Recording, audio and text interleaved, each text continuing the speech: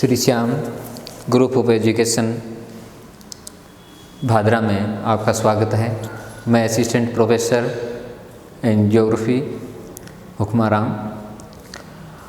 आज हम BA part first, BA BEd second और एमए फाइनल का कॉमन टॉपिक है चक्रवात। यानी चक्रवात निम्न वायुदाब के केंद्र होते हैं। निम्न वायुदाब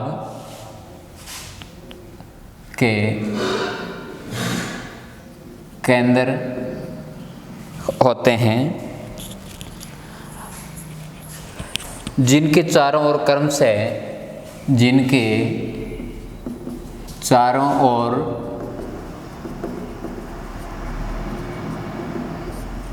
से बढ़ते हुए वायुदाब के समदाब रेखाएं होती हैं। समदाब रेखाएं होती है। इसलिए परिधि से केंद्र की ओर परिधि से केंद्र की ओर हवाएं चलने लगती है।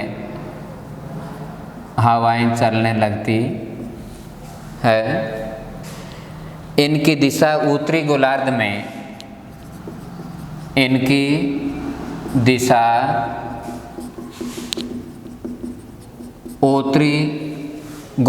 में घड़ी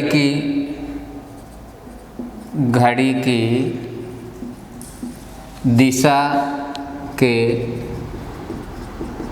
विपरीत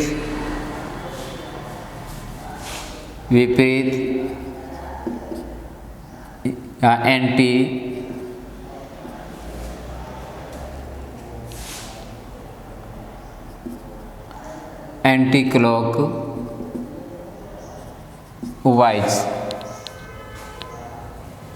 क्लॉकवाइज एवं दक्षिणी गोलार्ध में सुई की दिशा के अनुकूल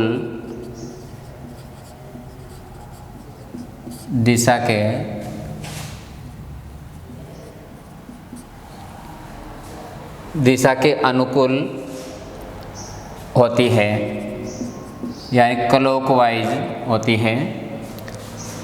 यानी निम्न वायुदाब के केंद्र जिनके चारों ओर क्रम से बढ़ती हुई वायुदाब समदाब रेखाएं हैं, इसलिए परिधि से केंद्र की ओर हवाएं चलने लगती हैं और इनकी दिशा उत्तरी गोलार्ध में घड़ी की सुई के दिशा के विपरीत एवं दक्षिणी गोलार्ध में सुई की दिशा के अनुकूल होती है।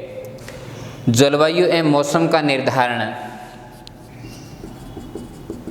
जलवायु एवं मौसम का निर्धारण में चक्रवातों का पर्याप्त महत्व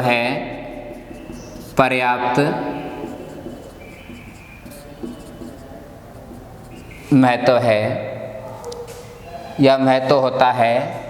पर्याप्त महत्व होता है। ये जहाँ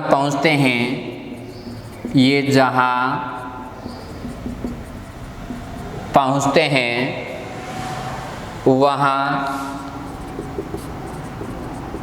वर्षा व तापक्रम की दशाओं को तापक्रम की दशाओं को प्रभावित करता है। चक्रवातों का आकार प्राय चक्रवातों का आकार प्राय गोलाकार, अंडाकार या अंग्रेजी के वी आकार के समान होता है, के समान होता है। चक्रवातों को वायुमंडलीय चक्रवातों को वायुमंडलीय विक्षोभ भी कहा जाता है। यानी इनका आकार प्राय गोलाकार, अंडाकार या वी आकार के समान होता है और चक्रवातों को वायुमंडलीय विक्षोभ भी कहा जाता है।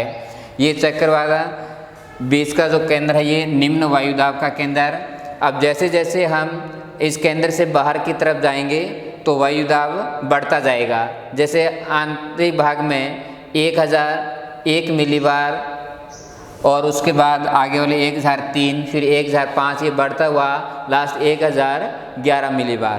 यानी केंद्र से बाहर की तरफ जाएंगे तो वायुदाब बढ़ता जाता है और ये वायुदाब की समदाब रेखाएं, और इसमें परिधि से केंद्र की ओर हवाएं चलती हैं और चक्रवातों से वर्षा होती है, क्योंकि ये केंद्र की तरफ आते हैं और फिर यहाँ बादलों का निर्माण और वर्षा होती है।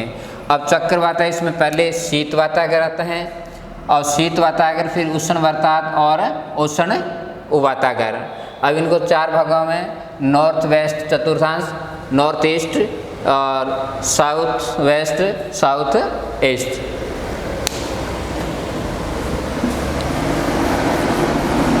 अब अवस्थिति के आधार पर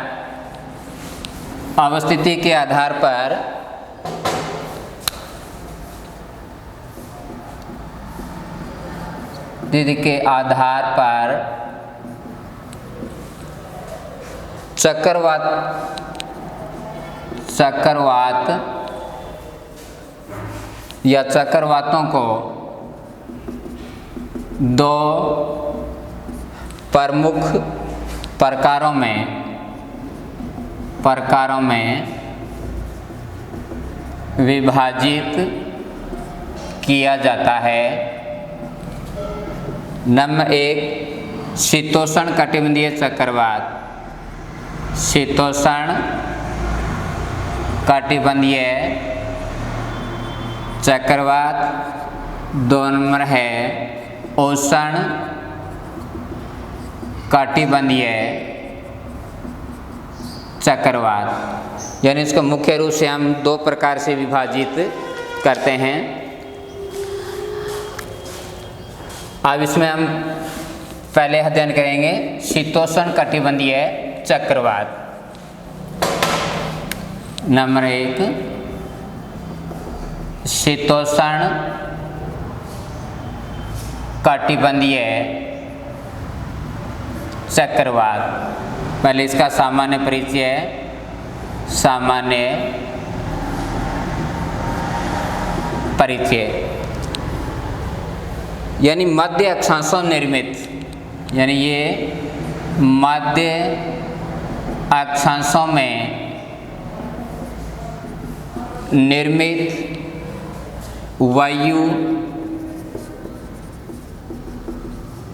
वायु विक्षोभ के केंद्र, वायु विक्षोभ के केंद्र में कम दाब तथा परिधि की ओर अधिक दाब होता है। ये प्राय गोलाकार, ये प्राय गोलाकार, अंडाकार अंडाकार या वेज के आकार के होते हैं, वेज के आकार के होते हैं।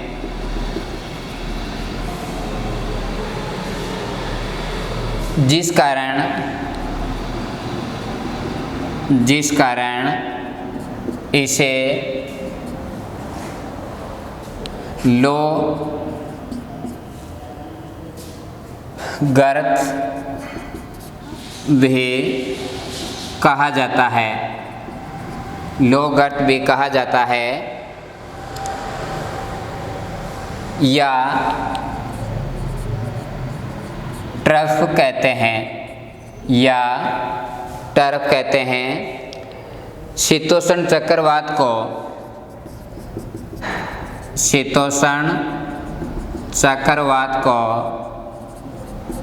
लहर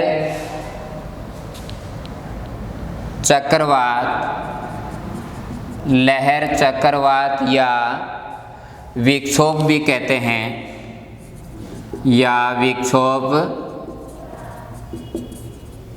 भी कहते हैं। इनका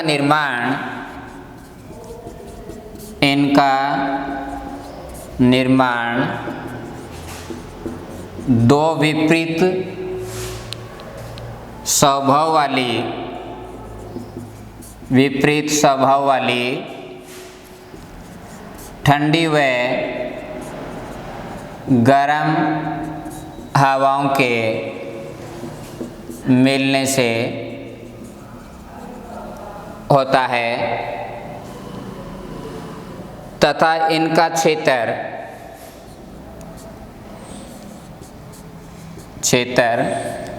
शीतोष्ण कटिबंधीय चक्रवात का क्षेत्र 35 डिग्री से 65 डिग्री अक्षांशों के मध्य दोनों गोलार्धों में पाया जाता है।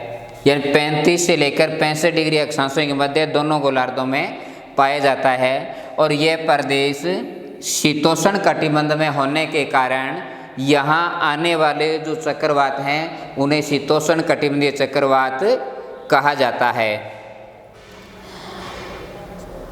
और जहाँ पर ये पछुआ हवाओं के प्रभाव से पश्चिम से पूर्व दिशा में इन क्षेत्रों में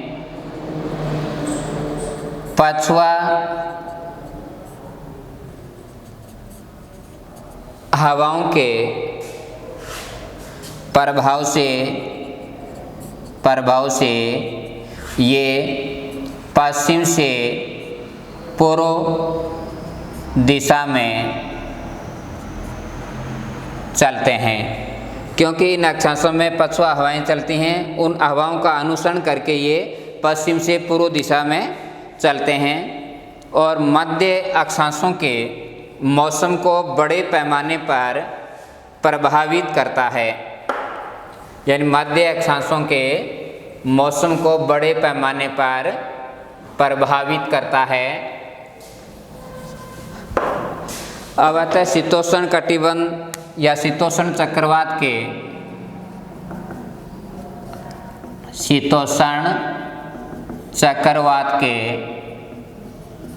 प्रकार। शीतोष्ण कटिबंधीय चक्रवातों की उत्पत्ति, शीतोष्ण कटिबंधीय चक्रवातों की उत्पत्ति यद्यपि मुख्य रूप से दो विपरीत वायु राशियों के अभिसरण से या अभिसरण के कारण होती है, और इस आधार पर चक्रवातों को तीन प्रकार से निर्धारण कर सकते हैं। गतिक चक्रवात,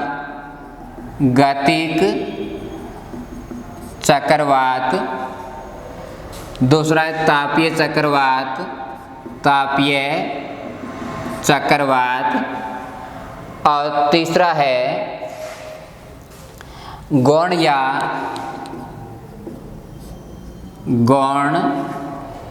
या द्वितीयक चक्रवात।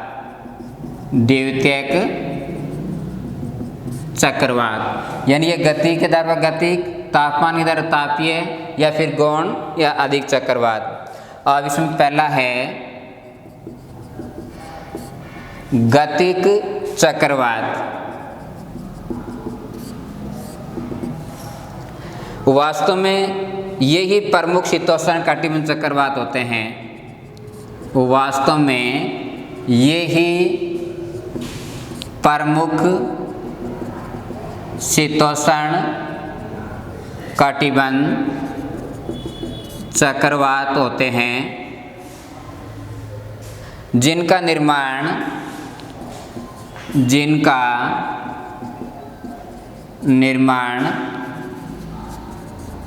ध्रुवीय ठंडी हवाएं तथा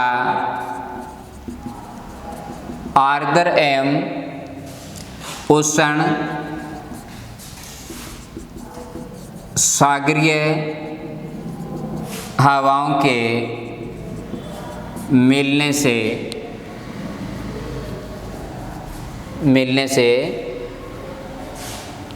वातागर के सहारे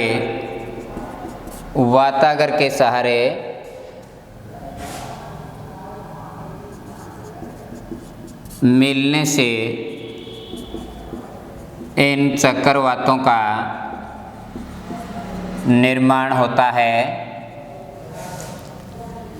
ये चक्रवात सर्वाधिक क्षेत्र को प्रभावित करते हैं, यानी ये जो चक्रवात है सर्वाधिक क्षेत्र को प्रभावित करते हैं तथा इनके विभिन्न प्रकार के वातावरण का पूर्ण विकास होता है और इन चक्रवातों का निर्माण गतिक प्रक्रिया द्वारा होता है, इसलिए इसे गतिक चक्रवात कहा जाता है। दूसरा है तापीय चक्रवात।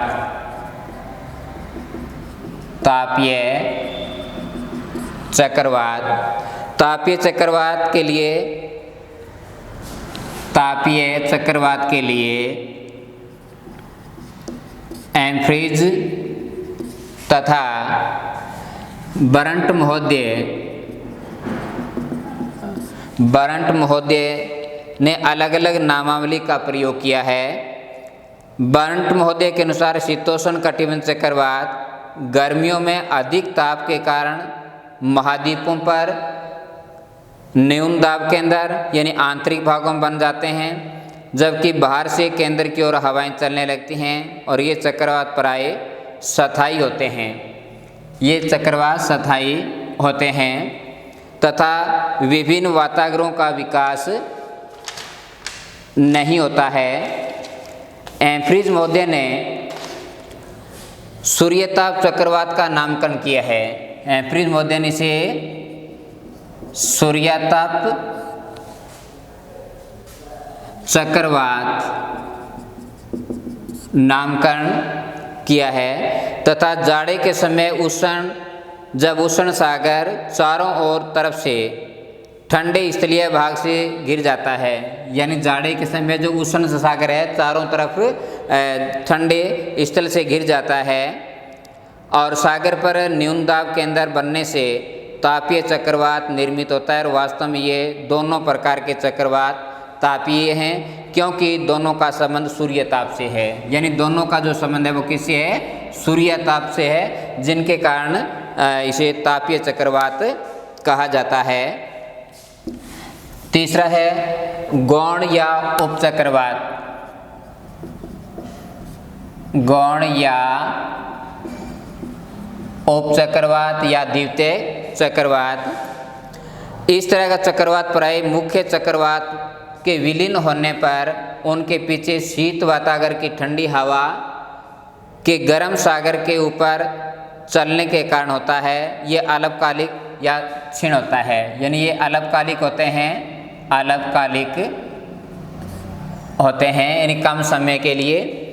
और इस तरह जो चक्रवात के विलीन होने के कारण ये जब सागरों के ऊपर से जब निकलते हैं तो वहाँ कुछ समय के लिए इसमें चक्रवाती स्थिति बन जाती है। तो इस प्रकार से ये चक्रवात 3 प्रकार के होते हैं। अब आता है चक्रवात की आकृति, विस्तार और गति। चक्रवात की आकृति, विस्तार और गति। शीतोष्ण कटिबंध चक्र आकार में गोलाकार या अर्धगोलाकार होता है, जिसके मध्य में न्यून दाब होता है, जिसके मध्य में न्यून दाब होता है। और इनका आकार वी अक्षर के भी समान होता है, वी अंडाकार या वी अक्षर के समान भी इनका आकार होता है। इसके केंद्र तथा बाहर की ओर दाब, केंद्र तथा बाहर की ओर दाब में अंतर 10 मिलीबार से 20 मिलीबार तक होता है और कभी कभी यह 35 मिलीबार भी अंतर होता है। यानी ये केंद्र और बाहर का है वो 10 से लेकर, मुख्य रूप से 10 से लेकर 20 मिलीबार तक अंतर होता है और कभी कभी यह अंतर 35 मिलीबार तक भी हो जाता है। एक आदर्श शीतोष्ण चक्रवात, एक आदर्श शीतोष्ण चक्रवात का दीर्घ व्यास 1920 किलोमीटर या 1200 मील तक होता है और लघु व्यास 1040 किलोमीटर या 650 मील होता है और कभी कभी चक्रवात 10 लाख वर्ग किलोमीटर, कभी कभी यह चक्रवात 10 लाख वर्ग किलोमीटर क्षेत्र तक विस्तृत हो जाते हैं और गर्मियों में इनकी औसत गति 32 किलोमीटर प्रति घंटा होती है और सर्दियों में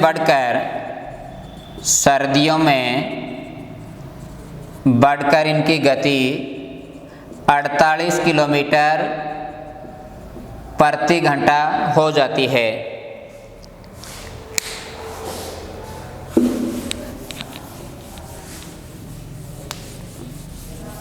इसके बाद आता है उत्पत्ति एवं जीवन चक्र। उत्पत्ति एवं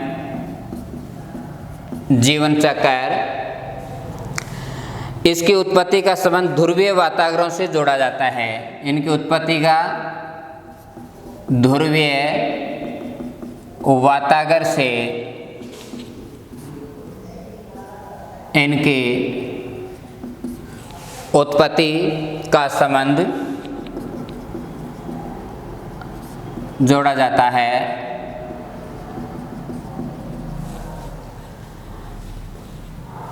जहाँ पर दो विपरीत स्वभाव वाली हवाएं, ठंडी और गर्म, दो विपरीत स्वभाव वाली ठंडी व गर्म हवाओं का मिलन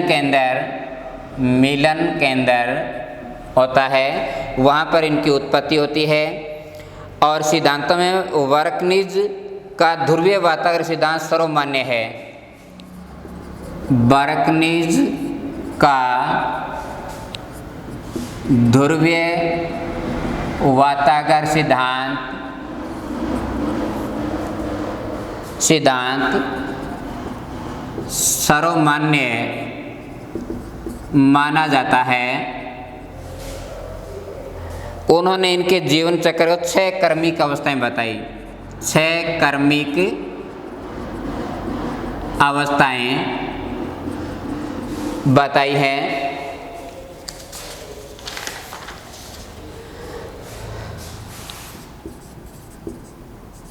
प्रथम अवस्था, इसमें ठंडी, गर्म और ठंडी वायु राशियां, गर्म व ठंडी वायु राशियां एक दूसरे के समांतर चलती हैं और वातागर स्थायी होता है। इसमें वातागर स्थायी होता है। फिर आता है द्वितीय अवस्था। ये दोनों वायु राशियां एक दूसरे के प्रदेश में प्रविष्ट होने का प्रयास करती हैं और जिनके कारण लहरनुमा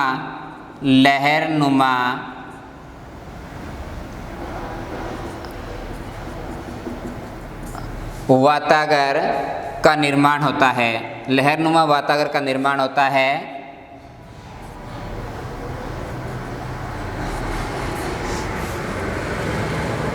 तृतीय अवस्था या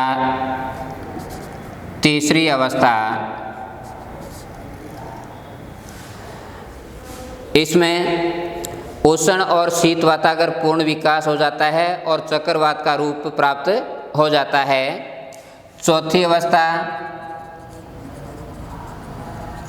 अवस्था के अंतर्गत शीत वातागर के तेजी से आगे बढ़ने के कारण उष्ण वर्तांत संकुचित होने लगते हैं। फिर पांचवी अवस्था, इसमें चक्रवात का अवसान प्रारंभ हो जाता है। और लास्ट छठी या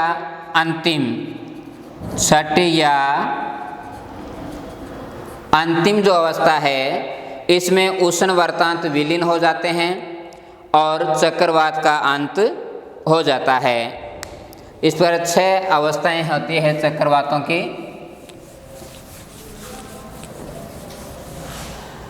इसके बाद चक्रवात में वायु प्रणाली। चक्रवात में वायु प्रणाली, इसके केंद्र में न्यून वायु दाब होता है जबकि परिधि में उच्च दाब की स्थिति होती है। अतः हवाएं परिधि से केंद्र की ओर चलती हैं। हवाएं परिधि से केंद्र की ओर चलती हैं, परंतु ये सीधे केंद्र पर न पहुंचकर कोरियोलिस बल और घूर्णन के कारण, कोरियोलिस बल और घूर्णन के कारण ये समदाब रेखाएं 20 से लेकर 40 डिग्री, 20 डिग्री से 40 डिग्री के कोण में या कोण पर काटती है और जिसके संचार प्रणाली उत्तरी गोलार्ध में घड़ी की सुई के विपरीत दिशा में हो जाती है और दक्षिणी गोलार्ध में अनुकूल दिशा में हो जाती है। चक्रवात में मौसम तथा वर्षा, चक्रवात के भिन्न भिन्न भागों में, चक्रवात में मौसम